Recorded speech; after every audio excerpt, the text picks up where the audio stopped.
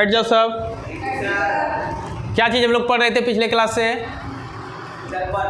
दर्पण का परावर्तन तथा अपवर्तन इत्यादि अध्याय का नाम है। उसमें टॉपिक में पढ़े क्या? टॉपिक क्या पढ़े थे? परावर्तन का नियम पढ़े थे ना? उसके बाद क्या पढ़े थे? एक उत्तल दर्पण और दर्पण का प्रकार पढ़े थे कि किस प्रकार दर्पण दो प्रकार के होते हैं, एक समतल दर्पण और एक गोलीय दर्पण। फिर हमने बताया था गोलीय दर्पण को कितने वर्गों में बांटा गया है? कौन कौन? उत्तल दर्पण, अवतल दर्पण। फिर उत्तल दर्पण का परिभाषा पढ़ाया था, अवतल दर्पण का परिभाषा पढ़ाया था, याद है? अब है आज का जो टॉपिक है वो दर्पण से संबंधित कुछ टर्मिनोलॉजी है, कुछ पद है जिसको परिभाषित करना जरूरी है। जैसे क्या कि दर्पण में ध्रुव क्या है, ये तो मैंने बताया था कि दर्पण के मध्य बिंदु को क्या कहते हैं? पोल। फिर दर्पण में वक्रता केंद्र क्या होता है? गोलीय दर्पण में वक्रता केंद्र क्या होता है? फिर हमको पढ़ना है फोकस बिंदु क्या होता है। ये तो भिन्न भिन्न बिंदु पढ़ेंगे। फिर तीन तरह का दूरी के बारे में पढ़ेंगे। एक दूरी पढ़ेंगे फोकस दूरी, एक दूरी पढ़ेंगे वक्रता त्रिज्या और एक दूरी पढ़ेंगे वस्तु दूरी। तब दर्पण से संबंधित विभिन्न टर्मिनोलॉजी खत्म होगा। उसके बाद फिर किरण आरेख के बारे में कंसेप्ट दूंगा, ठीक ना? तो आज सबसे पहले मैं दर्पण बनाने का तरीका सिखा रहा हूँ, आप कैसे बनाएंगे दर्पण, ठीक ना? देखिए ये मेरे पास क्या है, इसको क्या बोलते हैं हम लोग? डेढ़ सुई भी बोलते हैं और क्या बोलते हैं? प्रकार भी बोलते हैं ना? तो ये जो डेढ़ सुई है, जिसको डेढ़ सुई बोल रहे हैं हम लोग, इसको क्या करेंगे आप कॉपी पर क्या करेंगे, सबसे पहले ऐसे रख दीजिएगा, ठीक ना? रख दिए, हल्का ये धंस जाएगा आपका। उसके बाद इधर पेन फंसा दीजिए या पेंसिल फंसा दीजिए और आपको जितना बड़ा लेना है, जैसे इतना बड़ा हमको लेना है, इतना बड़ा लेना है, तो ऐसे करके देखिए हम खींच दिए। ये क्या बन गया?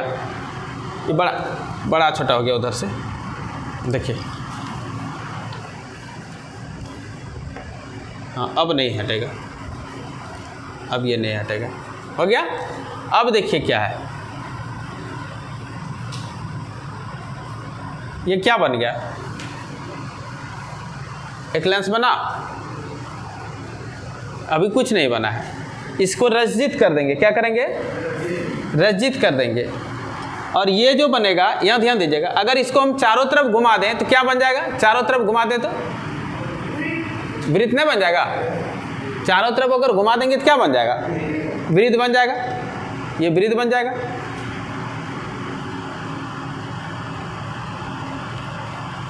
हट गया, थोड़ा सा हट गया। अच्छा मैं मैनेज करता हूँ।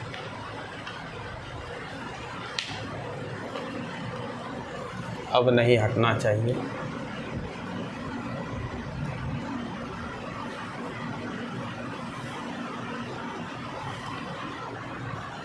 ये सही से एडजस्ट नहीं होता है। चलिए आप कॉन्सेप्ट कर लीजिए, सही से एडजस्ट नहीं हो पा रहा है, ये उखड़ जाता है। इसका जो है ना ये वैक्यूम वाला तो थोड़ा सा कमज़ोर दे दिया है। ये जो है ऐसे करके हम लोग बना दिए क्या चीज़? एक वक्र सतह बनाए ना, और उस वक्र सतह का केंद्र बिंदु ये हुआ। ये क्या हुआ? तो आप कंपास खोलिए और डेढ़ सुई में पेंसिल या पेन लगा दीजिए। उसके बाद इस तरह कीजिए, एक वक्र सतह बनाइए आप। एक वक्र सतह जब आप बनाएंगे तो आपको एक नॉलेज मिलेगा कि ये जहाँ की ये गड़ रहा है, ये बिंदु क्या कहलाएगा? क्या कहलाएगा आपको बता सकते हैं? वक्रता केंद्र कहलाएगा। आपको बनाने का तरीका मैं बता रहा हूँ। ये बिंदु क्या कहलाएगा? वक्रता केंद्र कहलाएगा। और इसको हम बनाते हैं, ये हुआ वक्रता केंद्र हमारा, हुआ ना? और आगे क्या करेंगे?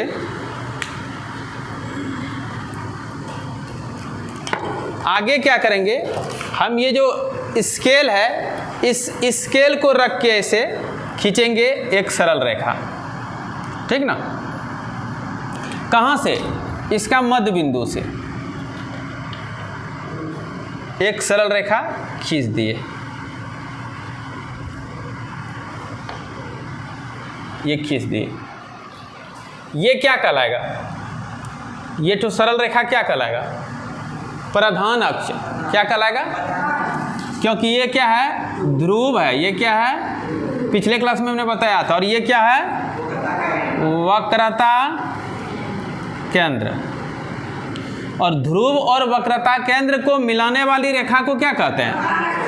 प्रधान अक्ष कहते हैं। क्या कहते हैं? प्रधान अक्ष कहते हैं। ध्यान दीजिएगा, ध्रुव और वक्रता केंद्र को मिलाने वाली रेखा को प्रधान अक्ष कहते हैं। इसमें आपको क्या क्या पढ़ना है मैं बता रहा हूं। एक ध्रुव पढ़ना है, वक्रता केंद्र दिखाई पड़ रहा है, टेक्निकल टीम स्पष्ट दिखाई पड़ रहा है ना। उसके बाद क्या पढ़ना है? फोकस बिंदु पढ़ना है। क्या पढ़ना है? फोकस बिंदु पढ़ना है। ये 3 बिंदु के बारे में पढ़ेंगे, 3 तरह का दूरी के बारे में पढ़ेंगे। क्या पढ़ेंगे? फोकस दूरी,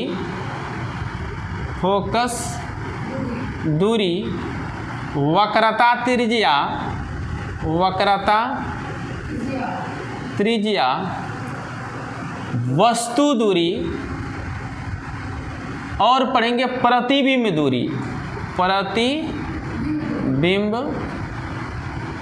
दूरी।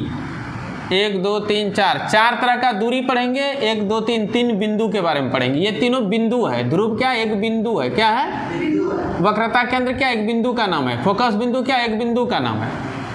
बात समझे? देखिए मैं क्या क्या बता रहा हूं। सबसे पहले एक दर्पण में हमको पढ़ना है ध्रुव कहाँ है, तो वो तो हम परिभाषा बना चुके हैं। क्या बना चुके हैं? कि दर्पण के मध्य बिंदु को ध्रुव कहते हैं। दर्पण के मध्य बिंदु को, और ये मध्य बिंदु क्या था? तो मैं आपको बताया था कि दर्पण का मध्य बिंदु क्या है। जैसे ये दर्पण है, यह है ना अवतल दर्पण, इसका मध्य बिंदु क्या है? ये है देखिए हमने दिखाया आपको, यही है दर्पण का मध्य बिंदु होगा। हाँ, बीच में भी हम दिखा सकते हैं, इधर से भी हम दिखा दिए, ये है बीज भाग क्या होगा? दर्पण का ध्रुव। बीज भाग क्या होगा? दर्पण का ध्रुव। बीज भाग क्या होगा? दर्पण का ध्रुव। बीज भाग क्या होगा? दर्पण का ध्रुव। तो ये हो गया क्या चीज? दर्पण का ध्रुव। इसी को हमने यहाँ दिखाया है ध्रुव। समझ में आया ना? एक्चुअल में ये गोल है और बीज भाग गड्ढा है। बीज भाग क्या है? अवतल दर्पण ये तब बनेगा जब इधर रस्तिज कर देंगे, रज्जित कर देंगे तो क्या बन जाएगा? अवतल दर्पण। रज्जित कर देता हूँ, केवल अवतल दर्पण लेके काम कर रहा हूँ अभी। और एक मैं उत्तल दर्पण भी खींच देता हूँ, अच्छा रहेगा समझने हेतु। एक उत्तल दर्पण भी खींच देता हूँ। इसके लिए क्या करेंगे? जैसे कि ये जितना बड़ा है ना, इतना ही त्रिज्या का इधर से मैं खींच देता हूं।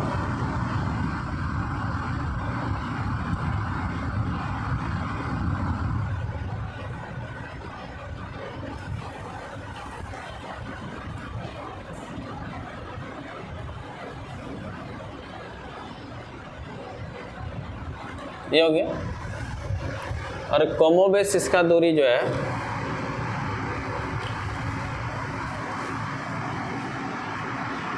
यहाँ लगभग आ रहा है।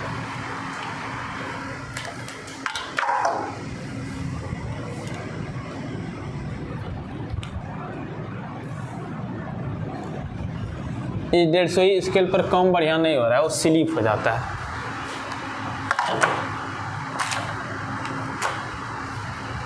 और इसको अगर हम रज्जित कर दें तो ये क्या कहलाएगा? उत्तल दर्पण कहलाएगा ना। इसका ये बिंदु क्या कहलाएगा? ध्रुव कहलाएगा। और इसका वक्रता केंद्र किधर होगा? दाएं तरफ होगा कि नहीं? वक्रता केंद्र किधर होगा? दाएं तरफ होगा। तो इसका जो परिभाषा और इसका परिभाषा में थोड़ा सा कभी कभी अंतर आएगा कुछ टर्म में। बात बुझे? मैं इसकी बात कर रहा हूं अभी कि ध्रुव क्या है। हाँ, ध्रुव दोनों के लिए कॉमन हो जाएगा। ध्रुव क्या होगा? कॉमन होगा परिभाषा। ध्रुव का परिभाषा क्या होगा? कॉमन हो जाएगा। इसमें भी वही होगा कि दर्पण के मध्य बिंदु को, और इसमें भी आएगा दर्पण के मध्य बिंदु को ध्रुव कहते हैं। इसलिए इसके लिए दोनों का कॉमन परिभाषा हो गया। वक्रता केंद्र क्या है? इसका भी कॉमन परिभाषा आ जाएगा। क्या? कि गोलीय दर्पण जिस गोले का बना है, इतना बड़ा गोला का था अभी अभी देखे हैं, और ये इतना बड़ा गोला का अभी भी देखे थे ना, तो उसका कहीं ना कहीं केंद्र होगा ना। जहां भी केंद्र, जैसे इसका केंद्र क्या है, यहाँ है, क्योंकि ये इतना बड़ा गोला का है ना जी। तो गोलीय दर्पण जिस गोले का भाग होता है या जिस गोले का टुकड़ा होता है, उस गोले के केंद्र को ही इस दर्पण का वक्रता केंद्र कहते हैं। अब है फोकस बिंदु किसे कहते हैं? तो फोकस बिंदु का डबल परिभाषा होता है, ध्यान दीजिएगा। फोकस बिंदु का डबल परिभाषा क्या है कि वक्रता केंद्र और ध्रुव के ठीक बीच में, कहाँ, जैसे 20 cm है तो 10 cm पर, अगर ये 15 है तो 7.5 सेंटीमीटर पर, अगर ये 10 है तो 5 सेंटीमीटर पर। तो वक्रता केंद्र और ध्रुव के ठीक बीच में एक बिंदु होता है जिसे फोकस बिंदु कहते हैं।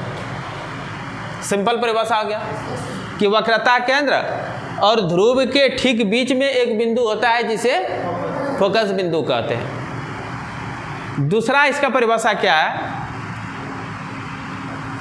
कि जब प्रकाश की समांतर किरण, जैसे ये समांतर है, ये भी समांतर है ना, समांतर किरण आपस में, ये सब क्या है कि दर्पण पर पड़ती है, अवतल दर्पण पर पड़ती है, तो दर्पण से क्या होगा, सब किरण परावर्तन होगा। दर्पण से क्या होगा?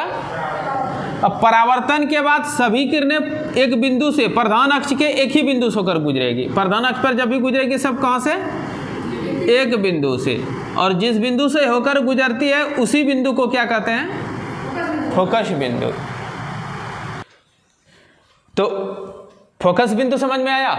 दो परिभाषा, एक परिभाषा क्या हुआ कि वक्रता केंद्र और ध्रुव के ठीक बीच प्रधान अक्ष पर एक बिंदु है, दोनों के ठीक बीच, उस बिंदु को फोकस बिंदु कहते हैं। दूसरा परिभाषा मैंने क्या बताया कि प्रधान अक्ष के समांतर जब प्रकाश की किरणें आती है तो अवतल दर्पण से परावर्तन के बाद सभी किरणें प्रधान अक्ष के एक बिंदु से होकर गुजरते हैं। इसका गुण है कि कोई भी समांतर, प्रधान अक्ष के समांतर किरण अगर आ रही है तो परावर्तन के बाद क्या होगा? इसी बिंदु से होकर गुजरेगी। कहीं से आप कितनों दूर से लीजिएगा, कितनों सटा के लीजिएगा किरण, अगर वो प्रधान अक्ष के समांतर है तो दर्पण से परावर्तन के बाद क्या होगा? इसी बिंदु से होकर गुजरती है, एक ही बिंदु से होकर गुजरती है, और उसी बिंदु को क्या कहते हैं? और आप दर्पण को धूप में जब लेकर जाएंगे, किसी भी दर्पण को हम लोग जब धूप में लेके जाते हैं ना, जैसे इसको लेके धूप में चले जाएंगे, जब धूप में जाएंगे तो समांतर किरण जब इस पर आपतित होगी ना, ये अपने एक बिंदु पर जमा कर देते हैं, उस जगह कागज वगैरह रखने के बाद जलने लगेगा। देखिए ऐसा करके कभी धूप में जब रखेंगे सब किरण देखिएगा एक जगह जमा हो जाएगा, ऐसा जमा होगा सूरज लगेगा उसी जगह है, सूर्य जो है लगेगा उसी जगह है जिस जगह जमा हो रही है। एक्चुअल में ये वो जो बिंदु है वो इसका जो वक्रता केंद्र है और इसका जो ध्रुव है ठीक उसके बीच का वो बिंदु है। जिस जगह जमा हो गया पूरा, जिस जगह जमा हो गया समझिएगा वो फोकस बिंदु है इसका। और अगर जमा नहीं हो रहा, हल्का भी फैल जा रहा है, समझो फोकस बिंदु ओरिजिनल नहीं मिल पा रहा है। इसको आप समायोजित करेंगे, करते करते एक समय ऐसा आएगा कि एकदम सब किरण लगेगा एक ही जगह जमा हो जाती है और उस जगह पूरा तीक्ष्ण प्रकाश होती है। क्या? तो इस प्रकार फोकस बिंदु भी खत्म हुआ। इन तीनों का मैं परिभाषा लिख देता हूं, उसके बाद ये सब बताऊंगा, ठीक ना। अब एक आध प्रश्न आप लोगों को बच सकता है कि अवतल दर्पण पर तो बोले समांतर किरणें आती है और परावर्तन के बाद प्रधान अक्ष के एक बिंदु से होकर गुजरती है, उसी बिंदु को फोकस बिंदु कहते हैं। तो उत्तल दर्पण में क्या होगा?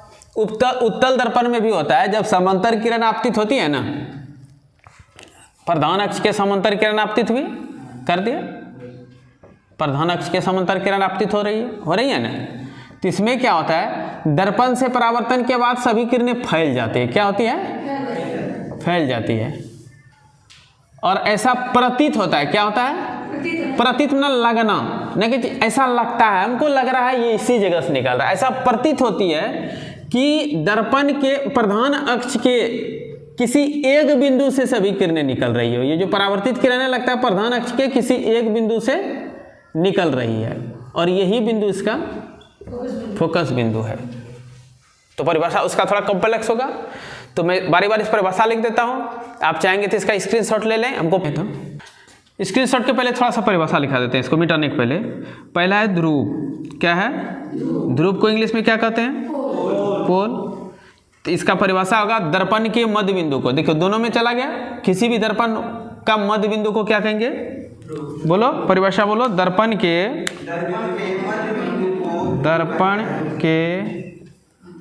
मध्य बिंदु को दर्पण का ध्रुव कहते हैं। कोई दिक्कत? दूसरा, इसे P से सूचित किया जाता है। इसे पहले इंग्लिश लिख दो, इसका इंग्लिश, हाँ इसका इंग्लिश क्या होता है?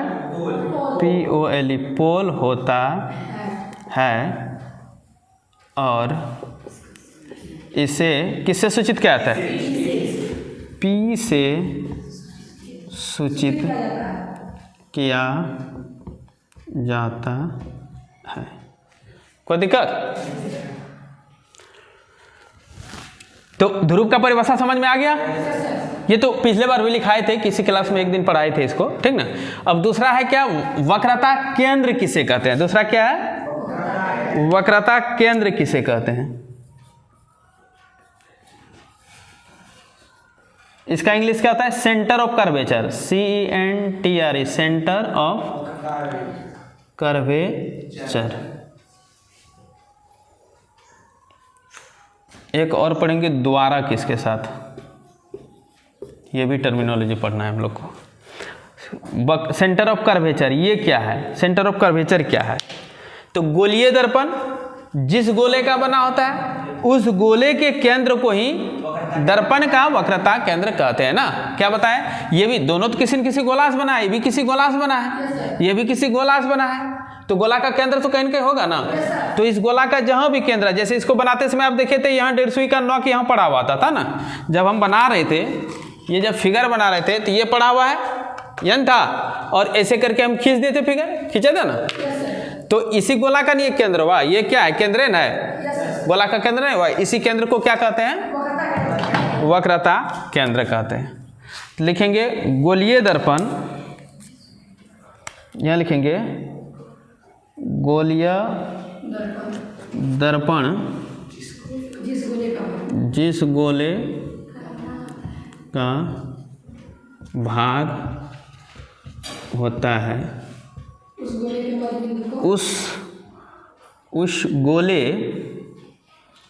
गोले के केंद्र, उस गोले को केंद्र को दर्पण का वक्रता केंद्र कहते हैं। इसका इंग्लिश सेंटर ऑफ कर्वेचर होता है, ठीक ना। और इसे या इस बिंदु को C से सूचित किया जाता है। यह भी परिभाषा शायद लिखा दिया था, नहीं भी लिखा है तो जान लीजिए, 2 बार हो गया, कोई दिक्कत नहीं है। समझ में आ गया? और अब जो पढ़ेंगे इसको मिटा के सिर्फ तीसरा परिभाषा तुरंत मिटा देता हूं। फोकस बिंदु, जो कि सबसे टफ है। फोकस बिंदु, इसको इंग्लिश में कहते हैं फोकल पॉइंट। क्या कहते हैं? FOCL, focal point. फोकस बिंदु क्या बता दिए ये कि वक्रता केंद्र ध्रुव के ठीक बीच में प्रधान अक्ष पर एक बिंदु होता है जहां से समांतर किरण परावर्तन के बाद गुजरती है। देखिए मैं क्या बता रहा हूं कि वक्रता केंद्र और ध्रुव के ठीक बीच में एक ऐसा बिंदु होता है जहां से कि प्रधान अक्ष के समांतर आपतित किरण जब दर्पण पर पड़ती है तो दर्पण से परावर्तन के बाद उस बिंदु से होकर के ही गुजरती है। और ये कहाँ होती है? वक्रता केंद्र और ध्रुव के ठीक बीच। प्रधान अक्ष किसका नाम है? किसको बताए थे प्रधान अक्ष? वक्रता केंद्र ध्रुव से होकर गुजरने वाली काल्पनिक रेखा को प्रधान अक्ष कहते हैं। ये प्रधान अक्ष भी समझना चाहिए हम लोगों को। प्रधान अक्ष तो सबसे पहले पढ़ा दिए हैं, प्रधान अक्ष इसी जगह निकलेगा प्रधान अक्ष, प्रधान अक्ष। पहले ध्रुव समझ लीजिए, वक्रता केंद्र समझ लीजिए, अब प्रधान अक्ष समझ लेते हैं। लिख देता हूँ पहले प्रधान अक्ष, तब ये पढ़ाऊंगा आपको। प्रधान आता फिर भी लिख देता हूँ, आज समझा देता हूँ।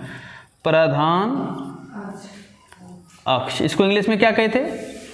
PRINCIPLE, principal axis. क्या कहते हैं?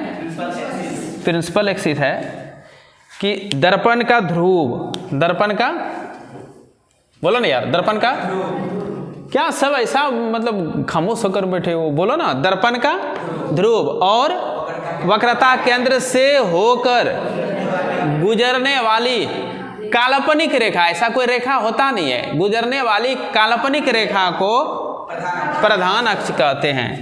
क्या हमने कहा? दर्पण का ध्रुव और वक्रता केंद्र से होकर गुजरने वाली काल्पनिक रेखा को क्या कहते हैं? प्रधान अक्ष या मुख्य अक्ष, या मुख्य अक्ष कहते हैं। कोई दिक्कत? प्रधान अक्ष समझ गए, और ये आप समझ चुके हैं। इसको मिटा के अब बताता हूं क्या चीज? फोकस बिंदु। बिंदु या तो मैं ऊपर ही लिख देता हूं, अच्छा रहेगा, मिटाने के पहले आपको समझने में थोड़ा सा ज़्यादा और सहूलियत हो जाएगी। यहाँ लिख देता हूं परिभाषा, किस चीज का? फोकस बिंदु का। फोकस बिंदु, इसको इंग्लिश में कहते हैं फोकल पॉइंट। फोकल पॉइंट क्या है?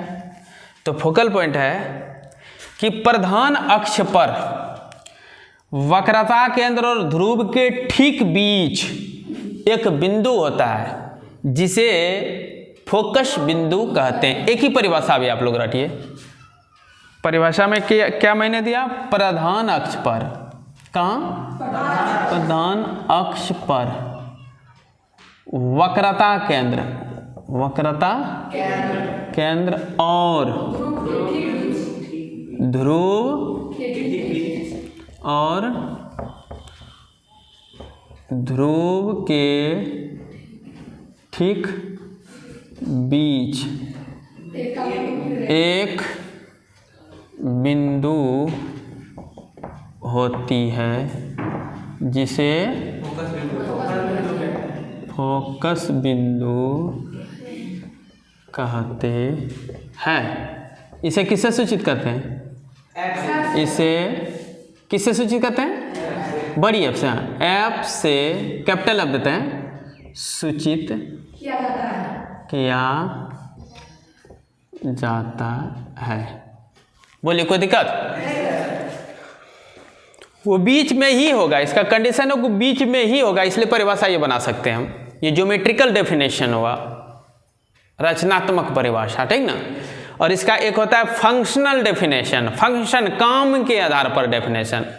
काम के आधार पर डेफिनेशन क्या होता है कि अगर हम प्रधान अक्ष के समांतर आपतित किरण गुजारते हैं गोलीय दर्पण पर, चाहे वो उत्तल दर्पण हो चाहे वो अवतल दर्पण हो, तो दर्पण से परावर्तन के बाद सभी किरणें प्रधान अक्ष के एक बिंदु से होकर गुजरते हैं। मतलब प्रधान अक्ष पर एक ऐसा बिंदु होता है जिससे सब किरणें, कोई भी समांतर रेखा आएगी टकरा कर उसी से गुजरेगी, कोई भी समांतर रेखा इधर से आती है टकरा कर उसी से गुजरेगी।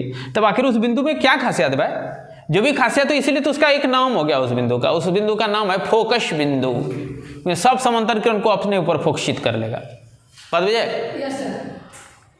और वही बोले कि धूप में हम लोग जो खेलते हैं दर्पण लेके, अगर उत्तल दर्पण या अवतल दर्पण लेके खेलिएगा तो दिखेगा, अवतल दर्पण में तो और ज़्यादा दिखेगा कि अवतल दर्पण ऐसे करेंगे तो सब समांतर किरण क्या होती है, एक बिंदु पर जमा हो जाती है। वहाँ कागज रखेगा, जलने लगेगा, कागज क्या होगा, जलने लगेगा, और आप समझ जाएंगे कि यही है फोकस बिंदु। क्या समझ जाएंगे आप, यही है फोकस बिंदु। तो फोकस बिंदु भी खत्म, प्रधान अक्ष भी खत्म। फोकस बिंदु को किससे सूचित करते हैं, कैपिटल एफ से। अब हमको क्या पढ़ना है, 4-5 तरह का ये दूरी पर पढ़ना है, ठीक ना। तो मैं इसको और इसको मिटा देता हूँ। हाँ, तुम जब पाउज करता मुंह से आवाज सबको सूचना दे दो को कि पाउज हो गया है, ताकि सब बोलने के लिए स्वतंत्र। चलो करते हैं, क्या परेशानी हो रहा है, मेरा रुमाल कंधा पर रहता है, अगर इससे जिसको दिक्कत होगा समझने में तो उसको वीडियो नहीं देखना है, ठीक ना। समझ रहे हैं, अगर रुमाल कंधा पर रहने से वीडियो देखने में आपको समझने में दिक्कत हो तो वीडियो नहीं देखना है, ठीक। और अगर समझने में रुमाल से कोई दिक्कत नहीं हो तो देखें, अगर मेरे रुमाल के कारण दिक्कत हो तो वीडियो नहीं देखना है। चलिए आगे बढ़ते हैं हम लोग। फोकस दूरी क्या है, वक्रता त्रिज्या क्या है, वस्तु दूरी क्या है, प्रतिबिंब दूरी क्या है, द्वारक क्या है, ये जानना है। फोकस दूरी, एक दूरी, नाम ही है दूरी, न लगता है। वक्रता त्रिज्या, त्रिज्या एक दूरी है, त्रिज्या क्या है, एक दूरी है। वस्तु दूरी, इसमें भी दूरी लगा है। प्रतिबिंब दूरी, दूरी लगा है। द्वारक, द्वारक भी एक लंबाई का नाम है, मैं बता रहा हूं क्या चीज है, वो एक व्यास का नाम है। बात बुझे, इसका तो कम लगता है, इसको खाली जान लेना है। लेकिन ये सब दर्पण का हर्ट बन जाएगा। क्या बन जाएगा, दर्पण का हर्ट बन जाएगा। ऊपर क्लास जितना पढ़ाई करेंगे फिजिक्स, तो ये सब नाचेगा पूरा। अब फोकस दूरी क्या है, तो फोकस बिंदु और ध्रुव के बीच की दूरी को फोकस दूरी कहते हैं। हरी हरी परिभाषा, कितना हल्का परिभाषा है ना, नया परिभाषा कि फोकस बिंदु और के बीच की दूरी को फोकस दूरी कहते हैं। और इसे स्मॉल एफ से सूचित किया जाता है, छोटी एफ से सूचित किया जाता है। कितना सिंपल परिभाषा है, ये परिभाषा तो हमको तुरंत याद हो गया, हमको तुरंत याद हो गया, आप लोग को वाक नहीं पता नहीं। फोकस दूरी, फोकल डिस्टेंस इसको कहते हैं। क्या कहते हैं, फोकल डिस्टेंस। अब देखिए कितना सुंदर परिभाषा है कि ध्रुव और फोकस बिंदु के बीच की दूरी को, बोलो परिभाषा तो बोलो, ध्रुव और फोकस बिंदु के बीच की दूरी को क्या कहते हैं, फोकस दूरी कहते हैं। राइट, इसे छोटी एफ से सूचित किया जाता है। कोई आपत्ति, वक्रता त्रिज्या, दूसरा क्या है, वहां था वक्रता केंद्र, पहले मैं लिखाया वक्रता केंद्र, और अब पढ़ा रहा हूं वक्रता त्रिज्या। त्रिज्या सिद्ध गोला है ना, बड़ा गोला, गोला का यहां से यहां तक दूरी क्या कहलाएगा, त्रिज्या तो कहलाएगा। तो वक्रता केंद्र और ध्रुव के बीच की दूरी को वक्रता त्रिज्या कहते हैं ना। दूसरा परिभाषा वक्रता त्रिज्या का, उसमें था सेंटर ऑफ कर्वेचर। वक्रता केंद्र का इंग्लिश क्या था, सेंटर ऑफ कर्वेचर। इसका इंग्लिश का रेडियस ऑफ कर्वेचर। क्या होगा, radius of curvature, radius of curvature. और रेडियस ऑफ कर्वेचर क्या है, तो सिंपल है परिभाषा इसका, बोलो धर्मेंद्र क्या होगा रे, बीच की दूरी को, बस ये दूरी है एक प्रकार का। वक्रता केंद्र और ध्रुव के बीच की दूरी को क्या कहते हैं, वक्रता त्रिज्या कहते हैं। इसे किससे सूचित करते हैं, इसे बड़ी आर से, कैपिटल आर से, आर से सूचित किया जाता है। बोलो क्या दिक्कत, परिभाषा बोलो, राज तू बोल तो। वक्रता केंद्र और इसे वाह, समझ में आया? तुम लोग बोलेगी को बोलो, बोलो तो सपना, तुम बोलो रे। बिल्कुल सही है, इसे बड़ी आर से सूचित किया जाता है। सबको समझ गए? सचिन तू लोग समझ गया? तू समझा? ठीक है, जो भी है तू समझ रहा है। चलो धन्यवाद। फोकस दूरी हो गया, वक्रता त्रिज्या हो गया, और कौन सा है रे? अब वस्तु दूरी, प्रतिबिंब दूरी और द्वारक है। ये वस्तु दूरी क्या है, प्रतिबिंब दूरी क्या है, इसको मैं अभी नहीं पढ़ाऊंगा आपको। कहिए क्यों? क्योंकि आप इसको अपने से परिभाषा आपको बनाने सिखाऊंगा, आप अपने से सीख जाएंगे, ठीक ना? अपने से सीख जाएंगे।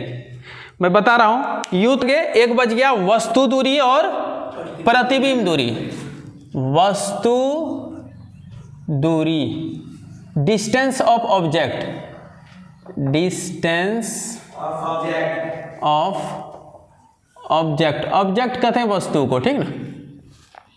ये वस्तु दूरी क्या है? देखिए, जैसे कि उत्तल दर्पण हम लोग लिए थे ना, यहां और एक बच्चा यहां और है, धर्मेंद्र तू देखो,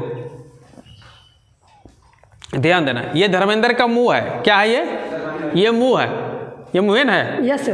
हमको लगा पता नहीं पीठ है क्या।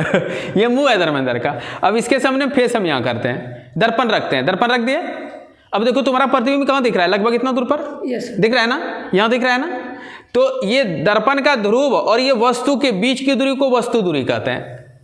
न मुझे इस वस्तु का मध्य बिंदु ले लेंगे, वहां से ध्रुव के बीच की दूरी को माप लेंगे इसके लगा के, तो ये क्या कहलाएगा? वस्तु दूरी कहलाएगा।